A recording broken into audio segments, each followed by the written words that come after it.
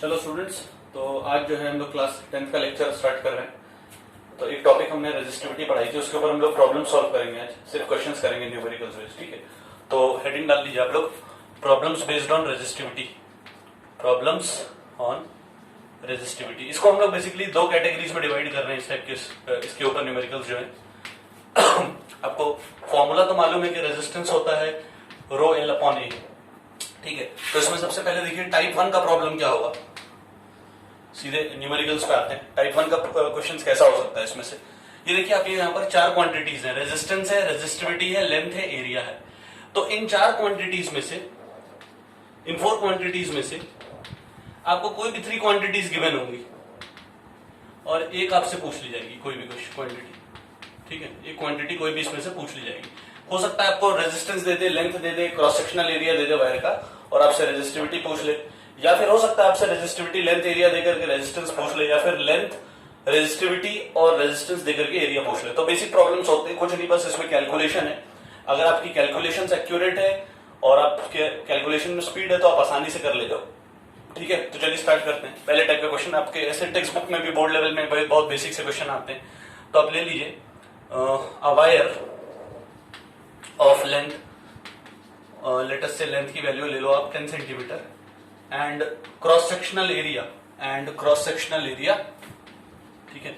इसके अगले टाइप्स में मैं आपको कुछ शॉर्टकट्स में बताऊंगा। एंड क्रॉस सेक्शनल एरिया लेटेस्ट से ले लो आप 25 centimetre square, and specific resistance आपको गिवन है यहां पर, ठीक है।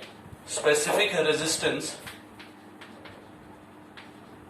इज इक्वल टू 2.8 इंटू 10 की power -4 ohm metre. Find the resistance. आपसे क्वेश्चन पूछा जा रहा है कि वायर का आप रेजिस्टेंस कैलकुलेट करिए, ठीक है। बहुत ही बेसिक क्वेश्चन है, कुछ नहीं है इसमें। आपको देखो लेंथ की वैल्यू गिवन है 10 सेंटीमीटर, तो पहले तो उसको ऐसा यूनिट में कन्वर्ट कर लीजिए। तो सेंटीमीटर को मीटर में कन्वर्ट करने के लिए आप क्या करिए, 10 की पावर -2 में सॉल्व करिए।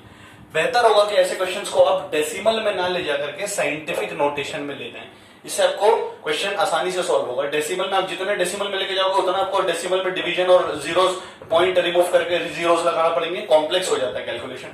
तो बेटर है इन टाइप के क्वेश्चंस में क्या करिए आप, साइंटिफिक नोटेशन में ले जाइए इसको। तो लेंथ आपने लिख ली। अच्छा, क्रॉस सेक्शनल एरिया बेटा कितना दिया हुआ है आपको, 25 सेंटीमीटर स्क्वायर।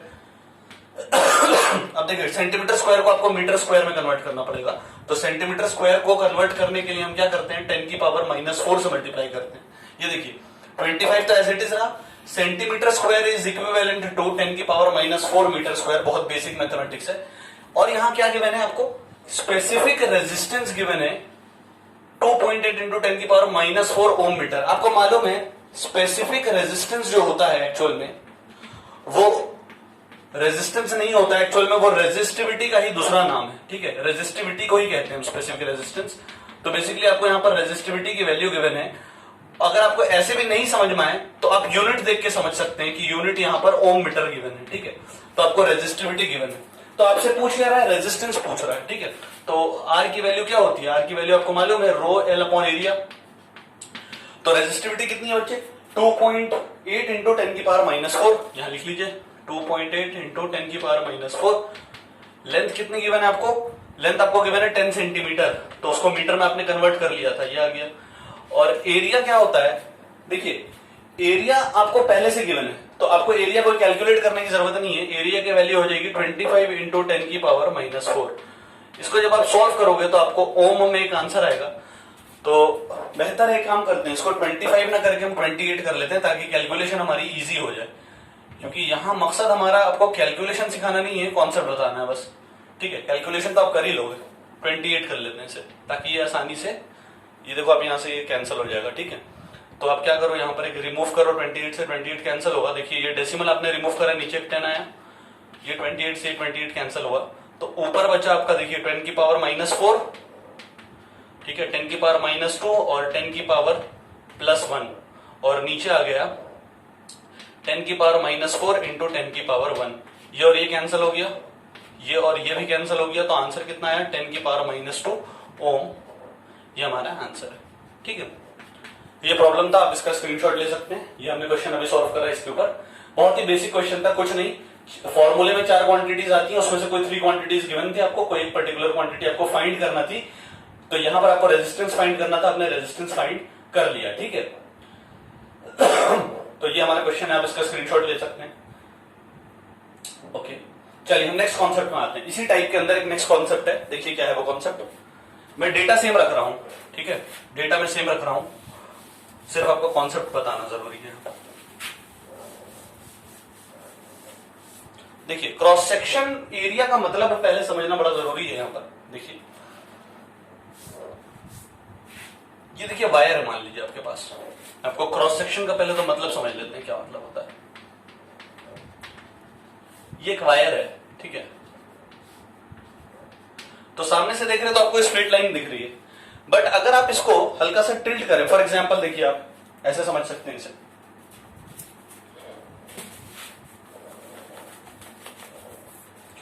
ये आपको वायर दिख रहा है, ठीक है, सामने से फ्रंट व्यू उसका वायर है, बट अगर आप इसको हल्का सा ऐसे करेंगे तो आपको यहां पर इसका जो पेरिफेरी, यहां पर ये जो आपको एरिया दिख रहा है, ये कैसा दिख रहा है आपको? सर्कुलर दिख रहा है। तो इसको कहते हैं सर्कुलर क्रॉस सेक्शन, ठीक है। और सर्कुलर क्रॉस सेक्शन जो होता है वो एक्चुअल में है तो एरिया ही।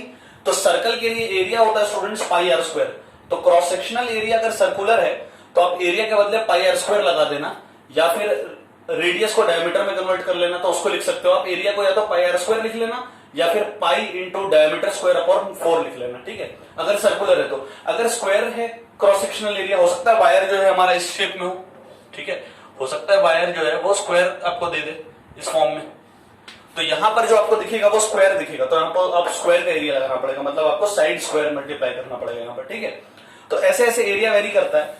तो जैसे कि मान लीजिए आपसे क्वेश्चन में कहा जाए कि एरिया है, ठीक है, तो अगर स्क्वायर होगा क्वेश्चन में, सॉरी सर्कल अगर होगा, सर्कुलर क्रॉस सेक्शनल एरिया होगा, तो आप क्या लिख लेना? पाई इंटू रेडियस का स्क्वायर लिख लेना। तो ये फॉर्मूला यूज कर सकते हो अगर रेडियस गिवन है तो। और रेडियस होता है डायमीटर अपॉन 2, ठीक है, तो इसको आप लिख सकते हो पाई इंटू डायमीटर का स्क्वायर अपॉन 4। तो या तो आप ये यूज कर लेना एरिया के बदले, या फिर आप एरिया के बदले ये यूज कर लेना। देखो अल्टीमेटली इन क्वेश्चंस में कोई कॉन्सेप्ट नहीं है, कोई दम नहीं है, सिर्फ कैलकुलेशन का खेल है। अगर आपकी कैलकुलेशन स्ट्रांग है और सही है तो आप ऐसे 1000 सवाल कर लो, 100 सवाल, अगर ऐसे आप कुल 2 से क्वेश्चन कर लीजिए, 2 से 3 क्वेश्चन कर लीजिए। अगर आपकी कैलकुलेशन स्ट्रांग है तो आप सारे सही करोगे, और अगर तुम्हारी कैलकुलेशन वीक है तो तुम 100 क्वेश्चन भी कर लो तब भी तुम्हारा गलत आ सकता है। तो एंड ऑफ द डे यहां पर सिर्फ कैलकुलेशन का खेल है, कॉन्सेप्ट कुछ है नहीं, इसमें कोई दम नहीं है, ठीक है। चलिए सेकंड टाइप के प्रॉब्लम्स हम देखते हैं जो कई बार पूछे जाते हैं पेपर में। ये तो हमने रेजिस्टिविटी देख लिया। आमतौर से अब जब हम देखते हैं वायर को वेरिएशन करवाने से क्या होता है, जैसे वायर को हमने खींच लिया तो उसकी लेंथ बढ़ गई, ठीक है, या फिर वायर को हमने एक्सटेंड ना करके उसको कंप्रेस कर लिया तो उसका क्रॉस सेक्शनल एरिया कम हो गया, तो बताओ रेजिस्टेंस पे कैसा चेंज आ रहा है, ठीक है। मैं इसको एक तो प्रॉपर मेथड बताऊंगा जैसे पेपर में आपको बोर्ड में सॉल्व करना है, और एक फिर मैं इसका आपको शॉर्टकट बताया करूंगा, ठीक है।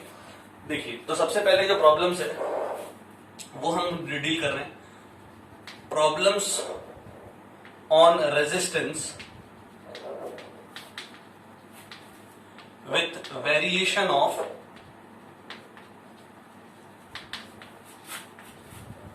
लेंथ और एरिया ऑफ क्रॉस सेक्शन। अगर वायर का एरिया बदल जाए, लेंथ बदल जाए, तो कैसे क्वेश्चंस इस पे आते हैं, आइए चलिए हम क्वेश्चंस देखते हैं, ठीक है। पहला देखो, पहले तो आप एक कॉन्सेप्ट समझो, ठीक है। इसमें जो कॉन्सेप्ट है वो ये है, आप एक कॉन्सेप्ट में समझो, मान लो हमारे पास एक वायर है, this is wire which we are talking about, and the length of the wire is L. Wire की लेंथ है स्टूडेंट्स एल, ठीक है, और इसका ये जो एरिया आपको दिख रहा है, दिस एरिया, ये एरिया जो है आपका क्रॉस सेक्शनल एरिया, ये ए है जिसको आप पाई आर स्क्वायर बोलते हैं, या फिर आप इसको पाई डी स्क्वायर बाई 4 भी बोल सकते हो अगर डायमीटर के फॉर्म में लिखो तो, ठीक है। अब देखो बहुत बेसिक सी बात है, मान लो ये कॉपर का वायर है, ठीक है, तो इसकी रेजिस्टिविटी की कुछ वैल्यू होगी, रो होगी, मान लेते हैं इसकी रेजिस्टिविटी की वैल्यू। अब क्या होगा, आप इसको ऐसे समझो, एक रबर बैंड है आपके पास, रबर बैंड जो होता है, ठीक है, उस रबर बैंड की कुछ लेंथ है, मान लो आपने उस रबर बैंड को, एक्चुअल में वो सर्कुलर होता है, उसको आपने तोड़ दिया और कट कर दिया, उसको एक सीधी लाइन बना दिया आपने। अब उस रबर बैंड की मान लीजिए कुछ लेंथ है, ठीक है। अब आप देखोगे जब आप रबर बैंड को खींचोगे, ठीक है, तो क्या होगा, उसकी लेंथ बढ़ेगी, लेकिन साथ ही साथ वो रबर बैंड पतला होता जाएगा, है ना। ऐसा होता है, देखो रबर बैंड को क्या होता है, जब हम उसको खींचते हैं तो उसकी लेंथ इंक्रीज होती है, बट साथ साथ उसका वो पतला हो जाएगा, वो थिनिंग स्टार्ट हो जाती है, थिन होने लगता है। थिनिंग होने का मतलब है, यही वायर की लेंथ अगर एल थी तो मैंने इसको अगर खींच दिया तो ये वायर पहले के मुकाबले अब थोड़ा सा पतला हो गया, देखो, ठीक है। तो जब ये वायर जब पहले के मुकाबले पतला हो गया तो आप देखोगे इसका एरिया जो है वो कम हो गया और लेंथ इसकी बढ़ गई। देखो पहले एरिया इसका ये था, अब तो एरिया आपको सिर्फ इतना सा दिख रहा है यहां पर। तो अल्टीमेटली हुआ क्या एक्चुअल में, देखो कोई भी चीज है, आपने मैथ्स में इस टाइप के क्वेश्चंस करे होंगे कि वही वो 10 स्मॉल स्फेरिकल बॉल्स थी, उनको मेल्ट करके रिकास्ट करके एक बड़ी बॉल बना दी गई, तो बताओ बड़ी बॉल का रेडियस कितना है। तो ऐसे में क्या कर देता, 10 स्मॉल बॉल्स की volume is equal to 1 bigger ball की वॉल्यूम, तो वॉल्यूम कांस्टेंट रहती थी। तो यहां पर किसी भी वायर को आप स्ट्रेच कर लो, कंप्रेस कर दो, रबर बैंड को मैंने स्ट्रेच कर दिया, तो देखो रबर बैंड की वॉल्यूम में फर्क नहीं आया, वॉल्यूम रबर बैंड की उतनी ही रही, बट फर्क किस में आया, लेंथ अगर बढ़ गई तो उसी वॉल्यूम को कांस्टेंट रखने के लिए एरिया को जबरदस्ती घटना पड़ गया। फॉर एग्जांपल देखो, वॉल्यूम होती है किसी भी चीज का, अगर मैं रबर बैंड के बेस में बात करूं, एरिया इंटू लेंथ, ठीक है, cross sectional area into length, area into length. अब वॉल्यूम कांस्टेंट रहना है, मतलब जो इनिशियल वॉल्यूम रहेगी वही बाद में भी रहनी, वॉल्यूम चेंज नहीं हो सकती। तो अगर लेंथ इनिशियल मान लो एल है और इनिशियल एरिया ए है मान लेते हैं, ठीक है, तो अगर फाइनल लेंथ मान लीजिए n टाइम्स हो गई, मतलब लेंथ 2 गुना हो गई, 3 गुना हो गई, ट्वाइस हो गई, थ्राइस हो गई, 4 टाइम्स हो गई, क्वाड्रपल हो गई, ठीक है, लेंथ अगर n टाइम्स हो गई तो एरिया को उतने ही फैक्टर से कम होना पड़ेगा, क्योंकि देखो एलएचएस में एल है, एल इंटू ए, तो आरएचएस में भी कितना रहना पड़ेगा, एल इंटू ए ही रहना पड़ेगा। तो आप देख रहे हो यहां पर कि अगर लेंथ n टाइम्स हो रही है तो एरिया को n टाइम्स कम होना पड़ेगा, या फिर अगर लेंथ में n टाइम्स वो डिक्रीज हो रही है तो एरिया को n टाइम्स मल्टीप्लाई होना पड़ेगा, ठीक है। इसका मतलब आपको समझ में आ गया कि अगर लेंथ 2l होगी तो एरिया को कितना होना पड़ेगा, a/2। लेंथ अगर 3l हो रही है तो एरिया को कितना होना पड़ रहा है, a/3। लेंथ अगर 100l होगी तो एरिया को कितना होना पड़ेगा, a/100। सिमिलरली अगर लेंथ मान लो हाफ हो गई तो एरिया को डबल होना पड़ेगा, ठीक है। लेंथ अगर 1/3 हो गई तो एरिया को ट्रिपल होना पड़ेगा। तो आई होप आपको ये कॉन्सेप्ट समझ में आ चुका है। तो बस इसी का खेल है इन सारे क्वेश्चंस में, बाकी एक तो शॉर्टकट भी बहुत इजी है, वो भी देख लेंगे, ठीक है। तो आपको ये बात समझ में आ गई। तो जो की पॉइंट है वहां यहां पर वो सिर्फ ये है कि वायर की जो इनिशियल वॉल्यूम रहेगी और जो वायर की फाइनल वॉल्यूम रहेगी वो इक्वल रहेगी, ठीक है। तो आइए चलिए इसको प्रॉब्लम सॉल्व करते हैं। देखिए पहला क्वेश्चन क्या है, wire of length L, area A and resistivity rho is stretched so that its length gets tripled, ठीक है, लेंथ ट्रिपल हो गई।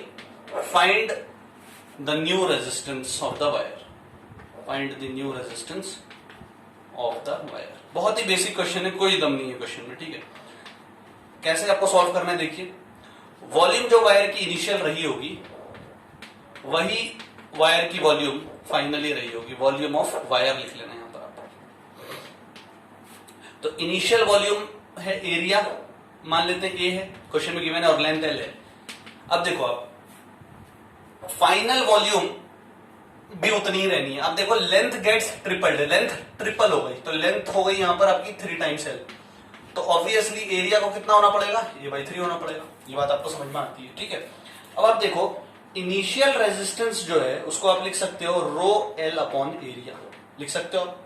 देखो Li मतलब इनिशियल लेंथ, ai मतलब इनिशियल एरिया और Ri मतलब इनिशियल रेजिस्टेंस। तो यहां पर आप इसको क्या लिख सकते हैं, रो L/A, इक्वेशन नंबर 1।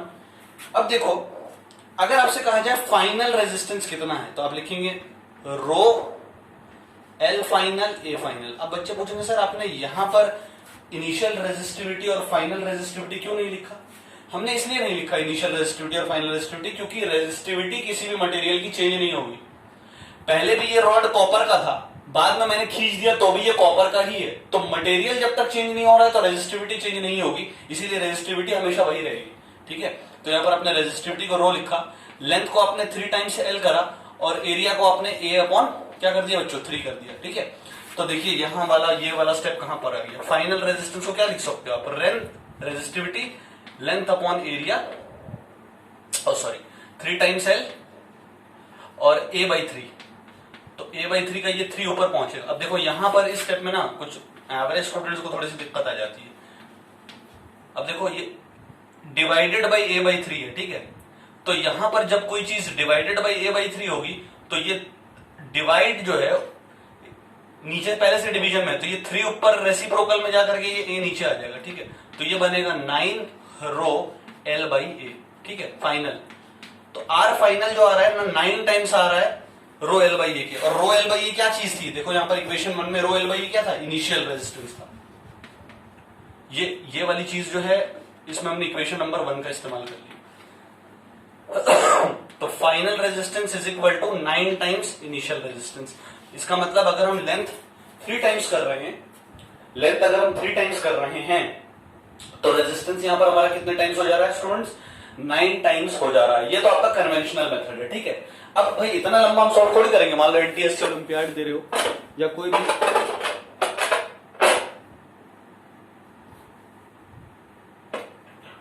मान लीजिए आप कोई भी एनटीएससी ओलंपियाड वगैरह दे रहे हो, ठीक है, तो ऑब्जेक्टिव क्वेश्चन में इतना लंबा सॉल्व करने की जरूरत नहीं है। तो आप याद रखो कॉन्सेप्ट, कॉन्सेप्ट नहीं, शॉर्टकट देखो इसका, पेपर में इसको यूज मत कर लेना वरना मार्क्स नहीं मिलेंगे। शॉर्टकट क्या है, अगर लेंथ वेरी कर रही है किसी भी क्वेश्चन में, लेंथ में अगर वेरिएशन हो रहा है तो आप ऐसे यूज कर सकते हो। देखो R final upon R initial is equal to length final upon length initial का होल स्क्वायर। ठीक है, ये आप यूज कर सकते हैं। अब देखिए अपने क्वेश्चन में लगाते हैं, आर फाइनल हमें नहीं पता, पूछ रहा है क्वेश्चन में, ये वाले क्वेश्चन में आर इनिशियल है आर, लेंथ फाइनल देखो कितनी हो गई, ट्रिपल हो गई, तो फाइनल लेंथ हो जाएगी 3l और इनिशियल लेंथ कितनी थी l से l कैंसिल हुआ, 3 का स्क्वायर कितना होगा 9, तो R final by R equal to 9, तो आर फाइनल कितना आ गया बच्चों, देखो 9 टाइम्स आर आ गया, हो गया सर एक लाइन में। ये तो फिर भी मैंने 3-4 लाइन में कर दिया, आंसर तो यही आ चुका ना, l से l कट गया 9 आ जाएगा, तो 9 आंसर।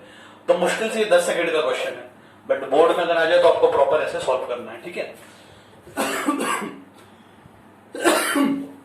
तो आई होप आपको ये समझ में आ गया होगा। तो आइए चलिए इसी जैसा दूसरा क्वेश्चन देखते हैं। अब आप ट्रिक समझ चुके हो, यहां पर क्या करना है भाई, लेंथ नहीं लिख लो, न्यू लेंथ लिख लो, न्यू एरिया लिख लो, सॉल्व कर लो। ठीक है, तो अगर एरिया में, अब देखो जैसे लेंथ का वेरिएशन ये था, ठीक है, इसी जैसा चलिए क्वेश्चन और देखते हैं, थोड़ा सा वेरिएशन कर लेते हैं इसी प्रॉब्लम में। ठीक है, अच्छा आप इसका स्क्रीनशॉट ले सकते हो, या आपको समझ में आ ही चुका है, स्क्रीनशॉट की उतनी खास जरूरत नहीं है, शॉर्टकट वो है आपका। लेंथ अगर क्वेश्चन में चेंज हो रही है खाली, तो आपको एरिया पे ध्यान देने की जरूरत ही नहीं है, डायरेक्ट लेंथ का शॉर्टकट लगा के आप आंसर निकाल सकते हैं। ठीक है, चलिए थोड़ा सा हम एरिया पे वेरिएशन देखते हैं, एरिया में चेंज करवा देते हैं। ठीक है, चलिए ट्राई करते हैं एरिया वाला।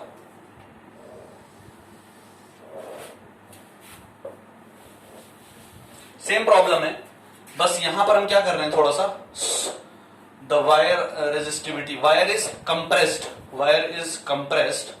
कंप्रेस कर दिया हमने, दबा दिया वायर को। ठीक है, so that its area gets, मान लेते हैं हाफ हो गया एरिया, मान लीजिए, चलिए ट्रिपल ना होकर के हाफ हो गया, 1/3 ना होकर के हाफ हो गया। Find the new resistance of the wire. ठीक है, अब आप देखो इनिशियल लेंथ है l, इनिशियल एरिया है a, फाइनल लेंथ जो रही होगी, अब देखो फाइनल एरिया हो गया आपका हाफ, तो a/2 हो गया। ठीक है, तो लेंथ कितनी हो गई होगी बताओ स्टूडेंट्स, एरिया अगर हाफ हो जा रहा है तो लेंथ हो गई होगी डबल। यहां पर आपको समझ में आ गई बात। ठीक है, अब आप लिख सकते हैं इनिशियल रेजिस्टेंस का फॉर्मूला आप डायरेक्टली रो l/a लिख सकते हैं, इसमें कोई दिक्कत वाली बात नहीं। ठीक है, अब आप देखो जब फाइनल रेजिस्टेंस लिखोगे आर फाइनल, तो क्या लिखोगे, resistivity l final upon a final लिखोगे। फाइनल लेंथ कितनी है, 2 टाइम्स l लिख लिया, फाइनल एरिया कितना है a/2 लिख लिया।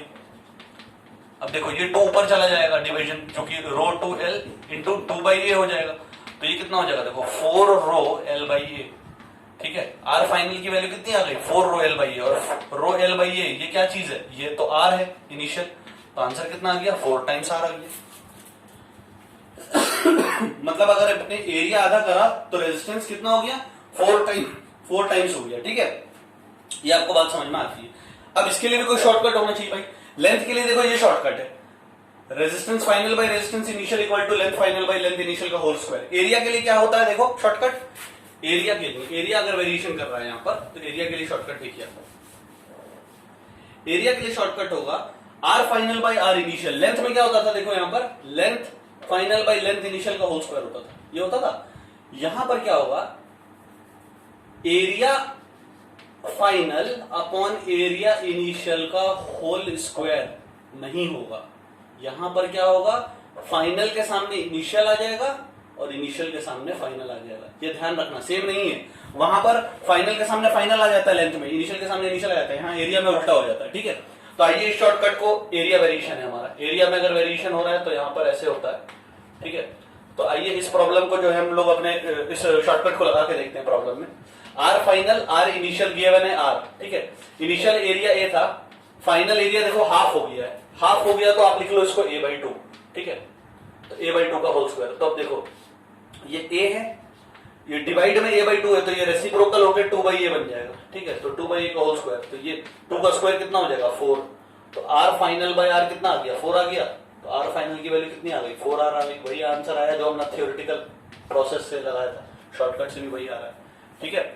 तो ये आपको शॉर्टकट समझ में आ गया। लेंथ का अगर वेरिएशन दिया हुआ और एरिया का वेरिएशन दिया हुआ तो कैसे सॉल्व करेंगे, ठीक है। ये क्वेश्चन लास्ट ईयर हमने क्लास में भी करवाया था, पहले भी 3-4-5 सालों से जब से मैं ये हमने क्वेश्चंस करवाए थे, तो एक क्वेश्चन मैंने करवाया था। आमतौर से इस क्वेश्चन में बच्चे कंफ्यूज होते हैं और इसी साल 2020 के वो बोर्ड में भी था, ठीक है। तो बहुत ही बेसिक क्वेश्चन है, बस उसकी लैंग्वेज ऐसी है कि स्टूडेंट कंफ्यूज हो जाता है। आपको लैंग्वेज समझना जरूरी है, तो वो क्वेश्चन मैं करवा रहा हूं। वो क्वेश्चन देखिए क्या है।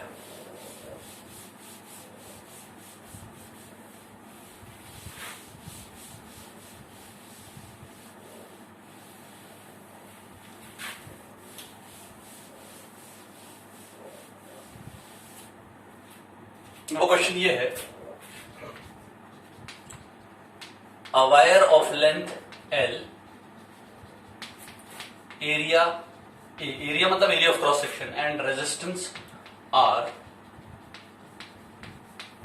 is doubled on itself.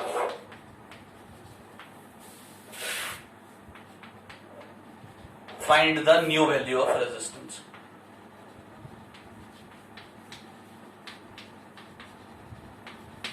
ये आपसे पूछा जा रहा है, ठीक है। तो इनिशियल रेजिस्टेंस आपको कितना दिया हुआ है रो एल बाई एरिया, ये दिया हुआ है, ठीक है। क्वेश्चन क्या कह रहा है देखिए, क्वेश्चन कह रहा है कि एक वायर है, ठीक है, इसकी लेंथ एल है और इसका ये क्रॉस सेक्शनल एरिया जो है वो ए है, ठीक। अब देखो लैंग्वेज में यहां पर एक पॉइंट हिडन है। अगर यहां लिखा हुआ होता अ wire of length L area या रेजिस्टेंस आर इज डबल्ड, खाली ये लिखा हुआ होता, इसका मतलब ये होता कि वायर को खींच करके डबल कर दिया गया, एक्सटेंड किया गया, उसको एक्सटेंशन करवाया और वो डबल हो गया। मतलब अगर लेंथ उसकी एल है तो खींच करके वो 2l हो गया। लेकिन ये क्वेश्चन तब होता जब यहां लिखा होता डबल्ड, ये नहीं लिखा हुआ होता, मान लो खाली ये लिखा हुआ होता कि वायर इज डबल्ड, मतलब लेंथ उसकी 2l हो गई, तो एरिया उसका a बाई 2 हो जाएगा, तो हम सॉल्व कर लेते जैसे पहले करा था। लेकिन यहां वर्ड जो है, see this is the catch in this problem, the wire is doubled on itself. Doubled on itself का मतलब क्या होता है देखो, डबल्ड ऑन इटसेल्फ का मतलब होता है, मैं आपको दिखाता हूं एक्चुअली।